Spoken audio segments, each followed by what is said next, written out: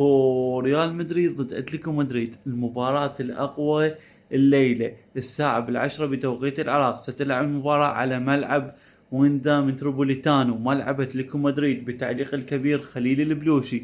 يا ساتر على هاي المباراة.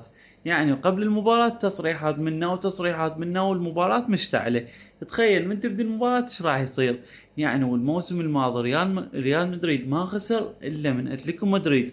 يعني المباراة صعبة صعبة جدا على ريال مدريد. تخيل اخر 5 مباريات بين ريال مدريد واتلتيكو مدريد، انتصار واحد لريال مدريد وانتصارين لاتلتيكو مدريد ومباراتين انتهت بالتعادل. يا ساتر على هاي المواجهة. وريال مدريد اليوم غياب كيليان مبابي ودافيد ألابا وداني سيبايوس وابراهيم دياز، غيابات عنده مهمة ريال مدريد. اما اتلتيكو مدريد ما عنده غيابات يعني مهمة جدا.